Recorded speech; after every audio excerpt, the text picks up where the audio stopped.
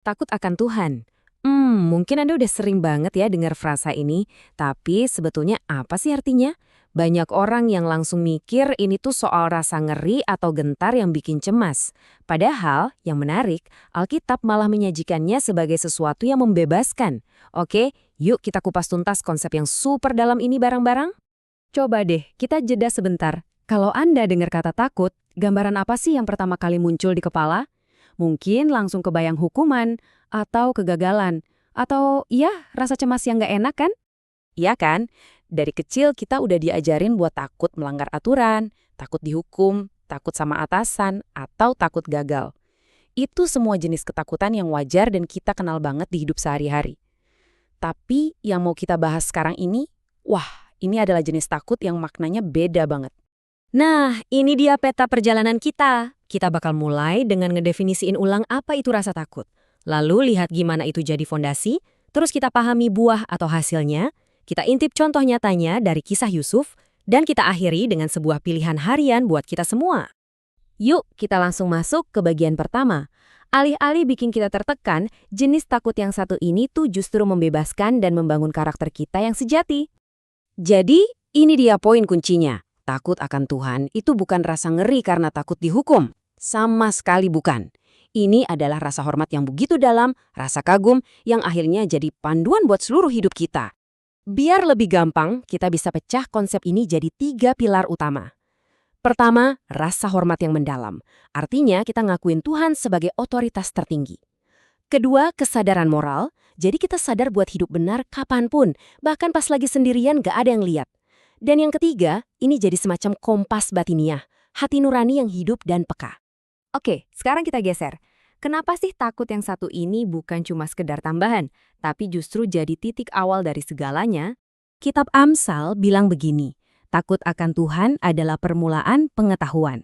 Coba perhatiin kata kuncinya di situ. Permulaan, ini fondasi, bukan cuma hiasan di atasnya. Ini negasin lagi kalau takut akan Tuhan itu bukan pelengkap rohani yang bisa kita tambahin belakangan. Ibarat bangun rumah, ini fondasinya. Tanpa fondasi ini, sepinter apapun kita, sehebat apapun keahlian kita, setinggi apapun jabatan kita, itu semua bisa jadi bumerang yang bahaya banget. Nah, ini nih yang menarik banget. Menurut Alkitab, hikmat dan kebodohan itu ternyata bukan soal IQ tinggi atau rendah loh. Hikmat itu soal hati yang hormat sama otoritas Tuhan. Sementara kebodohan itu ya sikap hati yang nolak otoritasnya. Ini soal orientasi moral, bukan kapasitas otak. Oke, fondasinya udah kuat. Terus, apa dong yang tumbuh di atasnya? Nah, sekarang kita bakal lihat buah-buahannya, hasil nyata dari hidup yang dasarnya adalah prinsip ini. Buah yang pertama dan paling kelihatan itu, karakter kita dibentuk. Amsal 8 ayat 13 bilang dengan jelas, takut akan Tuhan ialah membenci kejahatan. Ini sikap yang aktif ya. Jadi, bukan cuma pasif ngehindarin dosa, tapi kita jadi benci banget sama yang namanya sombong, angkuh, dan segala macam kejahatan. Integritas kita diuji di sini nih, bukan di tempat ibadah aja, tapi di keputusan sehari-hari, waktu kita milih antara jujur atau curang, adil atau manipulatif. Buah berikutnya adalah perlindungan dan kehidupan. Ayat ini ngegambarinya keren banget sebagai sumber kehidupan yang ngehindarin kita dari jerat maut.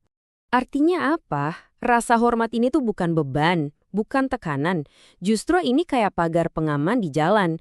Dia yang ngejaga kita biar nggak nyasar ke jurang kehancuran moral dan sosial, nuntun kita ngejauhin jalan yang ujungnya kematian.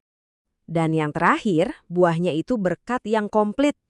Ayat ini menjanjiin upah dari kerendahan hati dan takut akan Tuhan, yaitu kekayaan, kehormatan, dan kehidupan.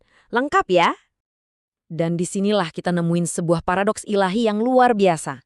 Coba pikirin deh, dunia kan ngajarin kita buat ngejar kehormatan lewat apa?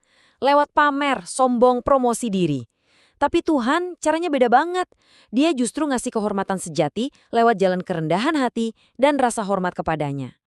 Oke, teorinya keren ya, tapi gimana sih bentuknya di kehidupan nyata? Nah, ayo kita bedah sebuah studi kasus yang paling kuat dan jelas. Kisah Yusuf. Waktu digoda istri Potifar, ini jawaban Yusuf. Coba perhatiin baik-baik ya. Dia nggak bilang, gimana kalau ketahuan? Atau, nanti karir saya gimana? Fokus utamanya cuma satu, berbuat dosa terhadap Allah. Nah, inilah intinya. Coba deh bayangin posisinya Yusuf. Dia jauh dari keluarga, nggak ada satupun saksi, dan kesempatannya besar banget buat berbuat dosa tanpa ada konsekuensi langsung. Tapi kompas moral di dalam hatinya yang dasarnya takut akan Tuhan itu tetap kokoh dan nggak goyah. Tapi, jalan integritas itu nggak selalu mulus kan? Yusuf nolak godaan, dan akibatnya dia malah difitnah dan dilempar ke penjara. Dia menderita justru karena ngelakuin yang benar. Namun pada akhirnya, jalan itulah yang justru ngebawa dia ke puncak kemuliaan sebagai penguasa Mesir. Dan ini jadi ilustrasi yang sempurna banget. Yusuf diangkat jadi orang nomor 2 di Mesir itu bukan karena intrik politik atau koneksi orang dalam, bukan. Tapi murni karena hikmat dan karakter yang udah ditempa oleh rasa takutnya akan Tuhan. Tuhan sendiri yang mengangkat dia. Kisah Yusuf ini ngebawa kita ke bagian terakhir dan yang paling penting. Ini semua bukan cuma soal konsep teologis, tapi soal pilihan praktis yang kita hadapi setiap hari. Jadi, inilah pertanyaan penutup buat kita renungkan bareng-bareng. Apakah dasar dari keputusan-keputusan kita adalah apa yang paling untung buat saya, atau apa yang berkenan kepada Tuhan? Pilihan di antara dua pertanyaan ini, itu yang bakal nentuin arah dan akhir dari seluruh perjalanan hidup kita.